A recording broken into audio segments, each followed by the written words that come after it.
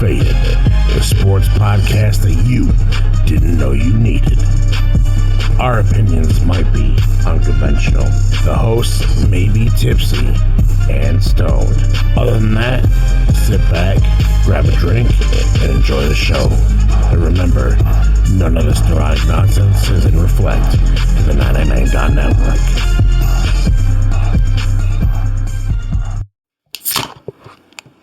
Welcome back to Crossfaded Sports Podcast. We are the Condor, the Bucket Hat, Zach, and the host with the most, Banny with the fanny. Well, guys, I won't lie. We were slacking last week here. We only got one episode out to our amazing audience. So a little bit of bonus episode here. We're going to talk the our personal favorite quarterback to receiver combinations. Tight ends got to be included, of course, even though that's changed quite a bit throughout history here. And we're just going to get going with it right away. Zach, which one are you going to start for we're going to start from 5 going to number 1 here. Number 5 for you, sir. Oh, I hope I catch you guys off guard with this one. Personally, number 5, I got to go with Philip Rivers and Antonio Gates.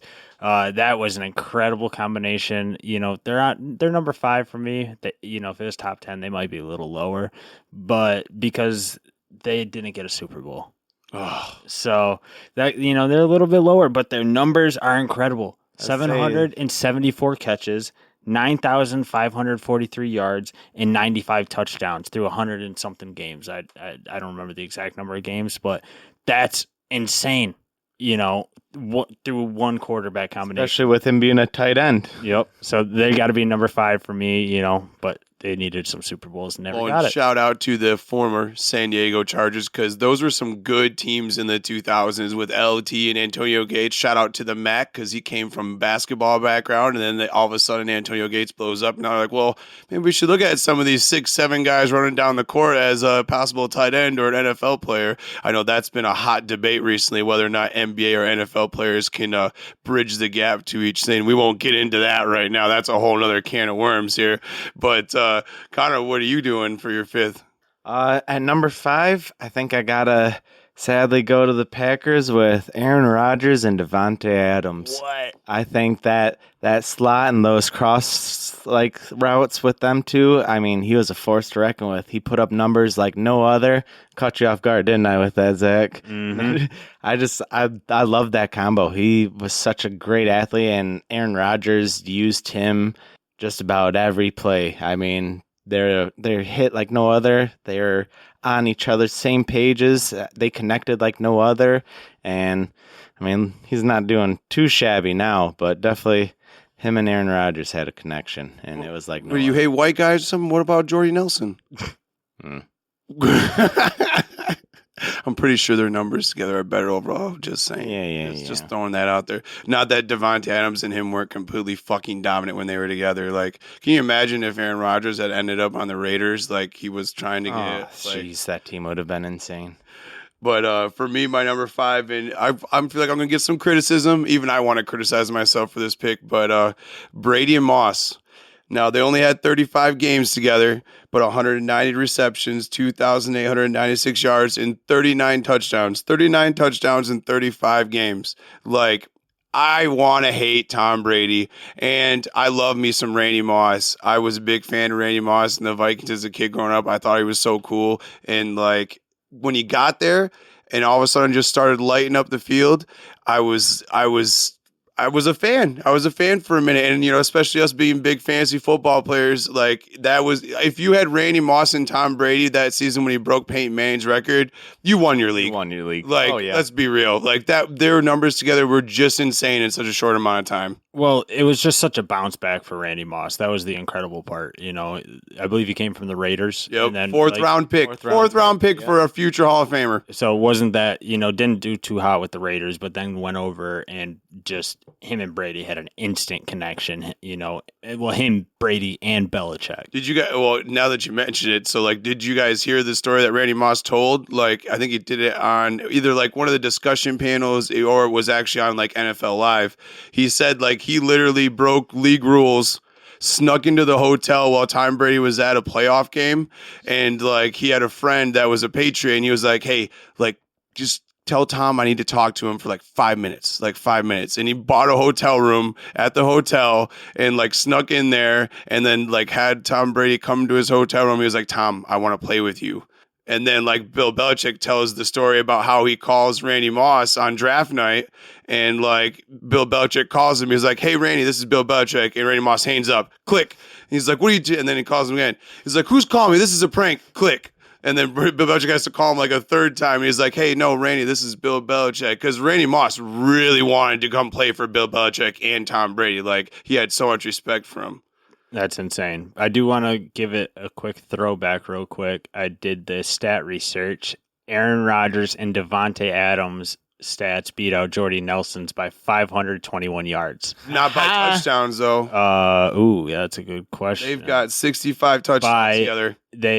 Jordy Nelson and Aaron Rodgers had 65. Devontae Adams had 69. Oh, what's up, bitch? I thought Jordy beat him out. I don't know why. Thank you for Knuckles. Thank you for looking that up for me, Zach. But the total games is 108 games with Devontae Adams and 2 of the 119 games with Jordy Nelson. Devontae Adams had 622 catches to Jordy Nelson's 483. So that could be where we could talk. That's 200 catches, but the same numbers. I just feel like I wasn't using them as they should have. Like Rodgers did. Like the whole underdog mentality, right? Yep. Like Devontae Adams was supposed to come in the league and blow up, and Jordy Nelson's like, he's always working with punt returner. Like, I mean, he's like a like a Wes Welker type of guy, Julian Edelman type of guy that ended up blowing up and like playing really good. Probably not a Hall of Famer, but it was cool to watch him play, even though he was usually dicing up the Lions. Oh yeah. All right, well, let's go to our number 4s here, boys. I think mine's a little controversial just because it's probably the only one on the list that's still playing. But I have to give it already to Pat Mahomes and Travis Kelce. They're by the end they're going to be number 1. Where are they right now, though? That's one of the numbers I didn't look up because they are still playing. Yeah, do you got them right now? I do. Currently, they have 589 catches, 7,303 yards, and 53 touchdowns. Okay, so it'll probably be hard to get up there in touchdowns, but with catches and receptions, they're going to be right up there with anybody. They'll probably be catching, 13,000, 14,000 yards. I mean, I'm sure they'll. If I were either of them, I'd play out my whole career with them. Oh, yeah. Do you think? Which I'm sure they will. Was we a little off? Do you think Kelce retires if they get a three-peat, though? No. Mm-mm. I think, he's going to play until he absolutely can't. He's going to be with Pat Mahomes until he has to stop. We're definitely going to revisit that here. I want to bring up anybody who we think will compete with our future number 1s here when we get to that point, but we're not quite there yet. So I'll go next, and I'm proud of this one because I feel like I always hear about the old heads and like all the rule changes and how we can't really compete with this generation and that generation and the other thing. So my number 4 is Steve Largent and Jim Zorn from the Seattle Seahawks. And they played back when you could throw elbows and drop kick people and stuff. So like Steve Largent and Jim Zorn, 129 games played, 545 receptions, 8,772 receiving yards, and 72 touchdowns. Back when the football was oversized and hard to throw and people could throw elbows and stuff, like, you got to give some respect to somebody who's still got numbers competing with the likes of, Phillip Rivers and Antonio Gates, even though they got more, but similar numbers. It's crazy to think that guys that played 30, 40 years ago before they were worried about player health and safety, like, that's pretty amazing in my eyes. I have no fucking clue who that is. Me either. Steve Largent is a straight dog. One of the best wide receivers to ever play. 100%. All right, well, let's throw it to Connor because maybe he'll have somebody we actually know. Well, all right, so I wasn't going to put this in my top 5, but I just gotta because he kind of went old school, and I have to just because Lions are our team. I mean, they were no top competitors or contenders as a team any of the years, but I gotta give it up to Stafford and Calvin Johnson, baby. The way they played, Calvin did not run a single play or route without getting double teamed or triple teamed, and they still put up insane numbers. I mean, Calvin had over 24,000 receiving yards with Stafford alone. I mean, that team, that duo was just amazing. It was immaculate. They could still do whatever they want when they had no other threat besides Calvin. It sucks because when you look at all the lists and everything, if you're going by sheer numbers, they're not on any of the lists. No, but they're not. When you go by the amount that they dominated together as a duo, I feel like that should be like, it's unfortunate because they weren't on my list, but I was trying to not be a super homer or anything this time. But we got to watch all those highlights and Stafford throwing up the ball in triple, quadruple coverage sometimes, knowing that if he puts it just high enough in the right spot, Calvin's going to come down with it, and he always does. And it sucks because their overall numbers. Throw it up to Calvin. So, well, I guess I'll just call him out for it. The yardage for Calvin Johnson was not 24,000. He only had 11,000 career yardage.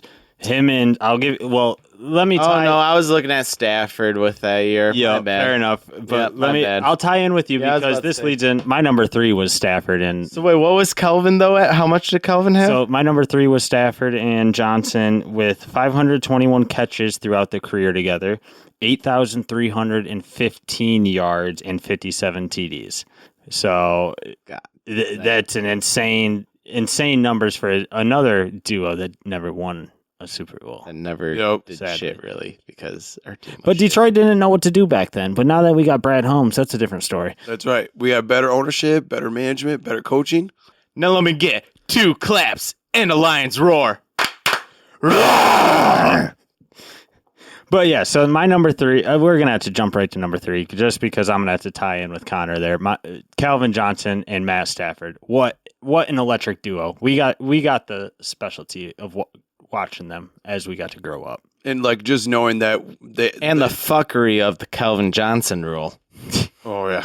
Well, imagine if Calvin had played even just another 4 or 5 years, but he retired early, but his numbers with the amount of games he had are just insane. They're there's a reason why he was a first ballot Hall of Famer. And I love the NFL Network top 100 player countdown. When he was in the league, he was a top 10, 15 player every year in the league. Like none of the DBs wanted to cover him. I saw a great triple picture. coverage. No DB could cover Calvin Johnson by themselves. Oh no. No DB in the NFL. The only one that Calvin really gave huge respect to was Darrelle Revis. Yep, I was about to say Revis. Like Revis Island back in the day, and he shut Calvin down relatively. I think Revis was a straight dog. Well, my number 3, this is another old school, but Jim Kelly and Andre Reed. Their numbers are ridiculous. 4 Super Bowls back to back to back to back, but no wins. I feel so bad for them in Buffalo. Oh my gosh. But their numbers and their history is self-explanatory. I believe they're both first ballot Hall of Famers, set up the way offenses run now, with the spread offense, with having 3 wide receivers on the field, sometimes 4 wide receivers. Essentially, they were just getting us ready for what we know is the spread offense in the NFL today that they, were building throughout the 80s and the 90s that seen some success, but not everyone had as much success as the Bills. Suck. Oh, yeah. I'd have a beer. You guys have a beer? I'll have a beer. Well, Connor, what about your third place duo? Well, coming in at number 3 for me, I got to give it up to the Brady-Gronk duo. With their career together, they had 620 catches for over 9,000 yards. But what's crazy is through the 141 games, Gronk had 93 touchdowns thrown to him from Brady.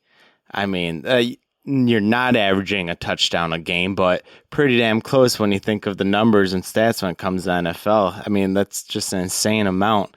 And that red zone, when it came down to it near the goal line, he was always looking for Gronk, and it always connected.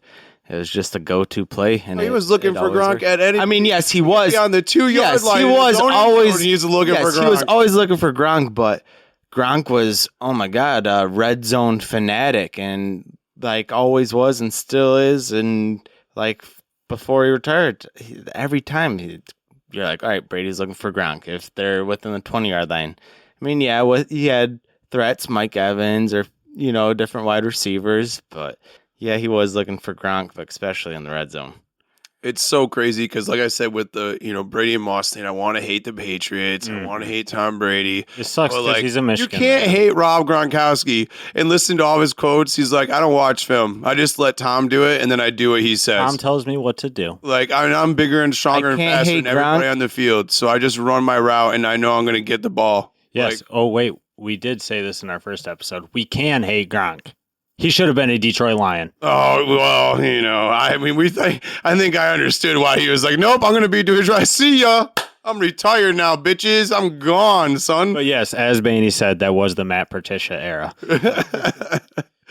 But yeah, that it was man, and it's so crazy. Like, I feel like the most comparable athlete in the back of my head that I can feel like Gronk compares to is someone like LT or Micah Parsons, like someone just so dominant. Like on the others, you don't really see offensive players be so physically dominant as like that. In my head, I'm always thinking defensive players. I mean, the guy had great hands, like you said, ran his route, did his job, and not only that, but could block like no one would believe. I mean, he could hold just about any linebacker, any defensive end. He was a force to be reckoned with. He was a brick wall. That one defensive end he took all the way like 35, 40 yards downfield and then got a personal foul, 15-yard penalty for quote unquote. Literally. He said, I took him out the club. Literally the movie Blindside. Yeah, basically the Blindside right there. Dude, it was so funny when Julian Edelman, when Gronk had their like interview on Julian Edelman's podcast and they were talking about that play, and Edelman was like, and you know what? Usually Bill would fucking tear into somebody for getting a flagrant foul like that, but all Bill said was like, don't do that again. But he fucking loved every minute of that.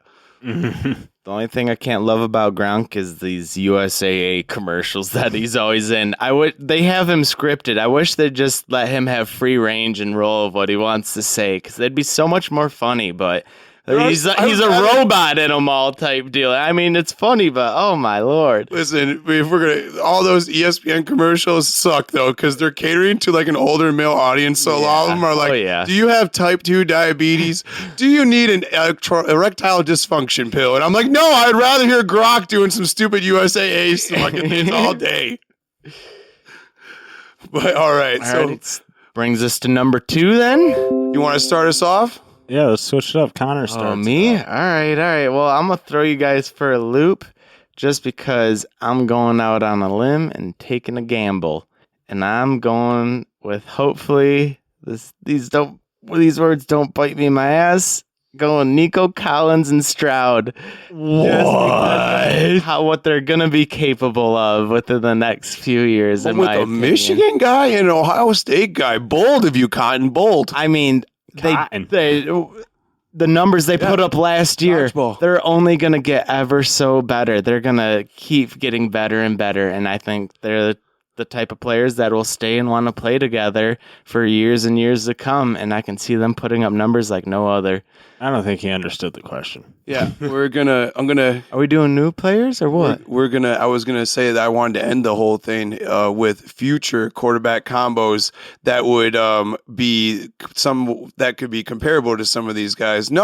We're gonna keep this. Yeah, on. you're stuck with it. You're stuck with it now. But don't get me wrong, it's a great type deal. It's That's great. why.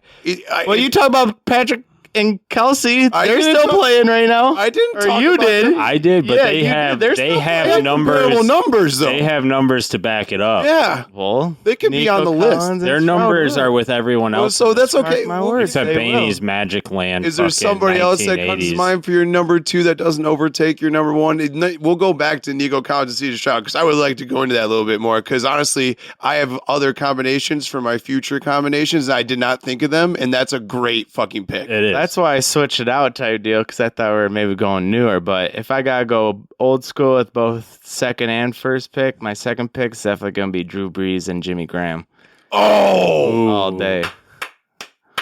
I just didn't know if we're going old school or new school, still current. So I definitely Drew Brees and Jimmy Graham then. I drafted Jimmy Graham and I can't remember what the New Orleans starting tight end was that year when Jimmy Graham was a rookie. And like we talked about Antonio Gates in basketball, Jimmy Graham didn't play football. They drafted him to play football, and he fucking lit up the league. Oh my God. And I almost dropped him week 1 because I was like, who the fuck is Jimmy Graham? Why do I have a backup tight end on my team? And I have the starting tight end for the New Orleans Saints already. I almost dropped him. And like I read his reports. They're like, oh, he's lighting it up in camp and like he might do good. Like keep him on the bench if you have him on your bench right now. Sure enough, week 1, he's on my bench. He scores 2 touchdowns in the first game. I was like, oh my God, I'm dropping this other guy. Jimmy Graham is the truth. Straight dog. What an interesting dude, though. He also dunked so hard on the goalpost that they had to delay the game for like 20 minutes so they come out and readjust the goalpost. He started that. Yeah, he started that. They had the next year after that. They've made that a rule. It was a 15. Yes, exactly. I'm a The Jimmy Graham rule. great pick. That's Jimmy Dog. That one caught me off guard. Dogs. Jimmy Dog Graham. Like I didn't even think of them in the top 10. That's insane. Dude, and they were good. Man, I mean, It was an insane connection. They kind of really started between tight ends and QBs, they put up top 5 numbers between the two of them. between him and Breeze and Antonio Gates and Phillip Rivers. They kind of started the quarterback tight end, duo. Yeah. Madden, Connection. favorite play, the 2006 New Orleans Saints, trips right, X on the left with your trip right being one tight end, Jimmy Graham running the seam up the middle. Open every time over the linebacker. Every time, bro. That's a broken play. They ran so people like Kelsey could walk. They are the people who got tight ends on the map, who can run routes. They can be the number one, look or threat type deal instead of just being the big bulky guy who blocks or, does the simple out route. They're the people who could be playmakers as tight ends, too. When the league is, now it's crazy because now we have to have linebackers who are 230, 240 pounds and run 4.4 versus the LTs that were 6'7", 260 pounds running 4.4 because LT's a monster. But you know what I mean? Like, no longer do you have these giant behemoth linebackers. Like, J.J. Watt was technically a defensive end, but, like, there was linebackers like J.J. Watt back in the day. Big LT. monsters. Not LaDainian Tomlinson? Not LaDainian Tomlinson. Okay, that's what I'm thinking of. I was about to say that's No, a LT linebacker for the New York Giants. Okay. Did a little bit of cocaine back in the day. Probably made him play like a wild, raging beast, like he says on his big NFL clip. He was also in The Waterboy. And Waterboy tried to talk to him, and he was like, blip, blip, blip, blip, blip, blip. And he was like, kids, that's why you stay off drugs. H2O. Gatorade. All right, so what are your guys' number 2? I'll jump in here because I think I have a unconventional one here. It is definitely higher on the list, but probably not in the top 3 for any of you guys. I'm gonna have to throw it to Brady and Edelman. Growing up, that's really who was coming. That's who was the star of the NFL when I was a little kid. So. I almost put them in here, not because of their regular season numbers, even though that's kind of what all the numbers we've been taking from is the regular season. But Julian Edelman in the postseason, that's is insane. The guy's hands the are catch blue. Against Atlanta in the 28-3 game. That alone put him in the top 5 for me. Put him on. And I had to put them in the top 2 just because Brady, you could put him up there with Moss. You could put him up there with Gronk. You could put him up there with Danny Amendola. There's a number of different receivers you could put Brady up there with. So Brady just had to be at 2. And I just had to put him with Edelman just because that seemed like the greatest connection with me. And it sucks, too, because, after he retired, like I said, I want to hate the Patriots because they were so dominant. And eventually, we might get that way with Patrick Mahomes and the Chiefs. Come back to us in 3 or 4 years. We're there. No, we're there. We're there now.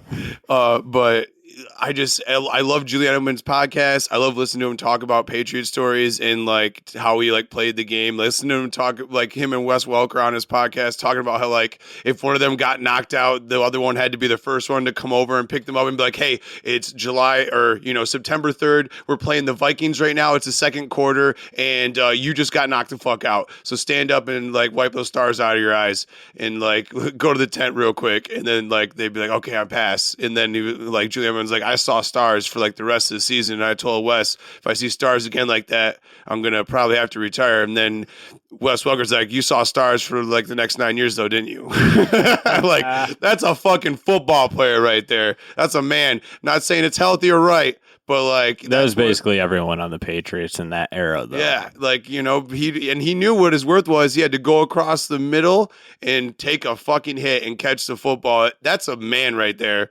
Like, no way. I played offensive line. I know what the snap count is. I just got to catch a guy and move him a little bit. So, like, yeah, his career numbers are kind of the lowest on any of my top 5 list here. You know, they had 580 catches, 6,311 yards with 41 touchdowns. So, I mean, that's still great numbers, but, compared to these other guys, it's not putting up there. But the connection they had with the long stretch of greatness they had, it's undeniable. They're up in the top 10 for any list, but top 5 for my personal list. I'll be happy to see if Edelman ends up getting into the Hall of Fame because of his postseason accolades.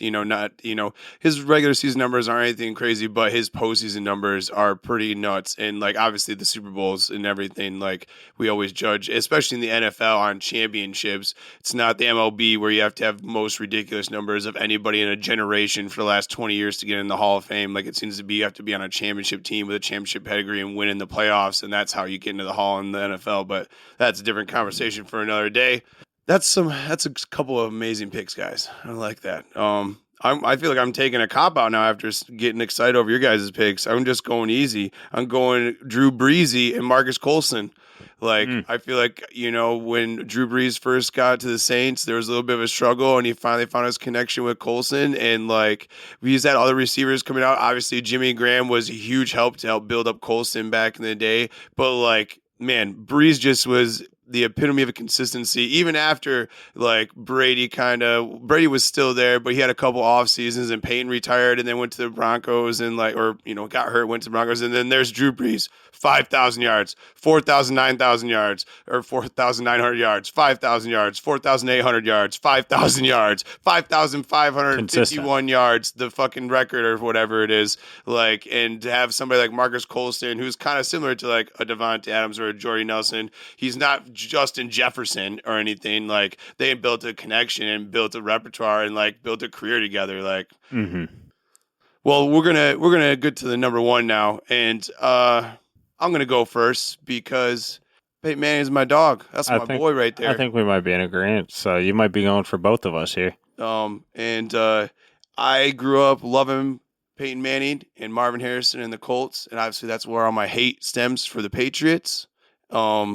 But you cannot tell me that there wasn't a better duo ever that I've ever watched in my life. All the checks that Peyton Manning made, most of the time it was dummy checks, and he would just let the other receivers run whatever routes they originally called, and then it was the only person he was talking to was Marvin, and like eventually he got Reggie and had Braden Stokely. Shout out to my boy Dallas Clark, honorable mention for tight ends.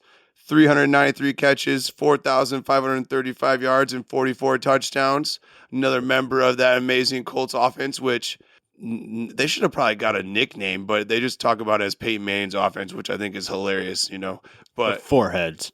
In the Marvin numbers, 953 passes, 12,766 yards, 112 touchdowns. His son's now in the league. I have been on the record to say I wish the Lions would have just traded Stafford years ago and tanked for a couple years so we could draft Arch Manning and Marvin Harrison Jr. and have them both on the same team and rekindle that genetic connection. But that's not going to happen now, but still one of the coolest things to watch and see over the years. And like, it was kind of cool too that Marvin and Peyton never really celebrated. My dad nowadays celebrating is okay, but my dad was always like, you got to do it like Barry. Go give the ball back to the ref. And that's what Marvin did every play. He would kill you and then go give the ball to the referee and go back to the sidelines. You never saw Marvin do a celebration back in the day when we had Chad Ochocinco and T.O. and Randy and everybody doing all these crazy celebrations, getting fined. Marvin's like, bro, I got more touchdowns than everybody. Here you go. Here's the ball. I got another touchdown. This is just another day. So yeah, I'm with you there, Benny. That's my number one as well. It's undeniable. The completions alone, 953. That's almost double everyone on our list, except for me with Philip Rivers and Antonio Gates at 773. I was surprised to see how many completions they had. Yep, 953. That's insane. That's almost 1,000 receptions.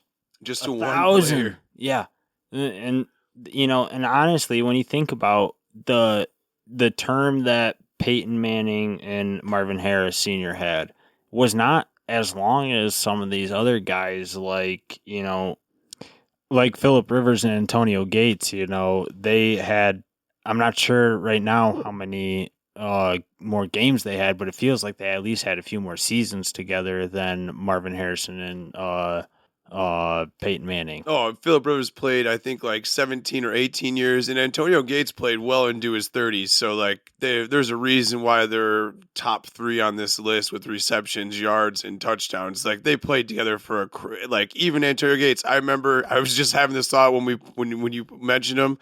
At one point, he was like in his late 30s, and he caught like 4 touchdown passes in one game, and ended up being a top 7 tight end to finish the league in fantasy football. Well, shit, like even he only his year did it with all the one Lions. week. You know what I mean? That's how bad tight ends were at that point in time. Like, you know what I mean? It's just crazy. So here you go. I got the games for you.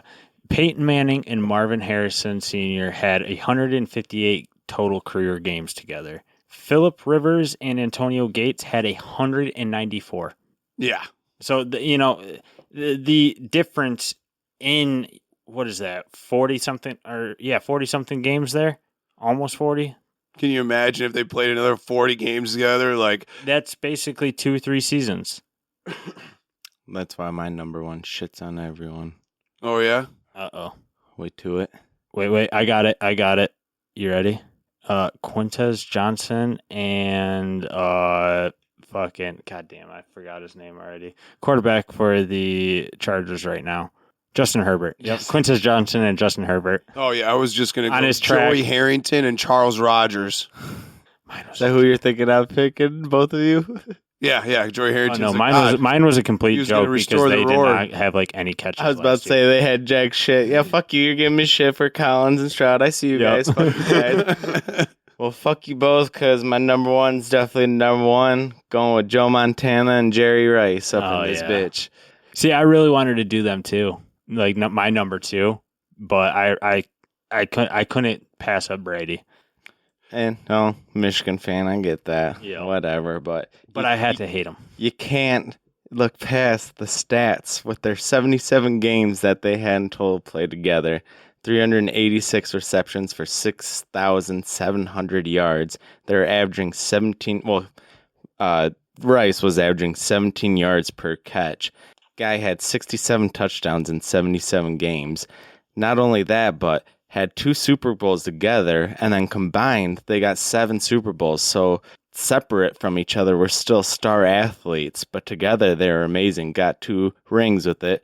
And then Montana's got 4. He got 2 other ones, and Rice got another one after that, too. They got combined 7. They're key star players for years and years. I love them together, watching their highlights and stuff. As old and shitty of the quality it is, it's amazing to watch. So hold on, you didn't have Peyton Manning on at all? Nope. Are you fucking kidding me? That is Get him, absolute Benny. bad. Fuck, I'm kidding. fuck.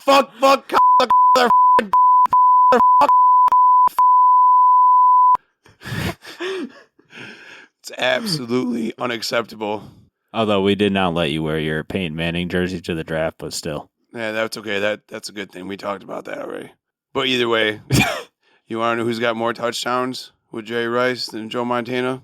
Steve Young. Facts. But they also won more championships together, and the NFL was way harder when Joe Montana and Jerry Rice were first in the league. But it just goes to show how amazing Jerry Rice is, like, truly. To have, like, it's not, Peyton is one thing, having 2 receivers in the top 10 for touchdowns. But on the flip side, Jerry Rice has 2 different quarterbacks he took to the top 10. I'm just saying that's cool. Yeah, so he's kind of like backing me up here. And Montana took a team 2 times to the Super Bowl without Rice. But So fuck you. That combination's pretty great. sure he lost when he was in Kansas City in the Super Bowl, though. It don't matter. Well, Peyton Manning went and won a Super Bowl without Marvin and Reggie. He had Demetrius Thomas and Eric Decker. Hey, I'll take that. I'm just kidding. Decker was eligible. Yeah, that's funny. But all right, so before we finish it out here, Connor already brought up Nico Collins and CJ Stroud. Do you guys have anybody who you think is going to blow up this league over the next 20 years and get into this list here? Well, I do have to give a fantasy hopeful one because I'm really hoping it works out so my fantasy team benefits. We're going to have to go to Marvin Harrison and Kyler Murray. I hope, that can be something special here and could turn out to be a Peyton and Marvin Harrison Sr. type-esque, role. And I kind of want to root for Kyler because I feel like he's taking a lot of flack in the media. And just recently, somebody else came out, like one of his former wide receivers, nobody, like he's got like maybe 1,500 yards in his career or whatever. But he said like he thought Kyler Murray wasn't a leader, and like you can't play quarterback in football if you're not a leader. I was like, man, I feel like this kid is constantly being knocked. If he comes out and throws for 4,500 yards and like not 35 only that, touchdowns, but he can barely see over the line. Yeah. How short he is. I want to root for him because, as stupid as it sounds, I love seeing his legs move. He has to do 2-3 steps to everyone else is like 1 or 2 type deal. But how quick them legs move, it's insane watching him. Yeah, I'm just hoping because he's a 15th round sleeper picker for me. So, well, I'm going to give you guys 2, and I don't have any of these guys on my team. If I wanted to pick somebody on my team, then I'd go Anthony Richardson and Michael Pittman because they're going to destroy the league this year, and Anthony Richardson is going to be my starting quarterback. But that is here and nor there, Zach. I do have one more, but I am definitely saving it for last. I feel like Joe Burrow and Jamar Chase. That's an obvious choice. Somebody who can get up there someday. But a new one. If they stay together. Travis Kelce's got a couple years left. We just got in the league. We got Pat Mahomes and Xavier Worthy, a rookie. Fastest 40 time in the draft. New Tyreek Hill. Imagine they let Travis Kelce and his big contract go right as he retires. Xavier Worthy's getting ready to get his 5th-year option, his new contract. They have the money to sign him to big money. And now Pat Mahomes has one of the best wide receivers in the league capped up for 10 years. Can't wait to see what those numbers are. Who knows? He hasn't played a goddamn snap yet. Good one. But you got anybody else besides CJ Stroud and Nico Collins? I mean, I want to see Jalen Hurts and A.J. Brown do work again this year, but I mean, they're a great combo, but you also got Devontae Smith on that team, and, just the run game is immaculate, so I see them putting up numbers, and they're a great combo, but they also have other threats that definitely complement their game and their winnings. I know it's crazy to think that, like I said, Jerry Rice got to do it twice with different quarterbacks. Peyton Manning did it twice with 2 different receivers. And now there's so many weapons and they're spreading the ball around so much.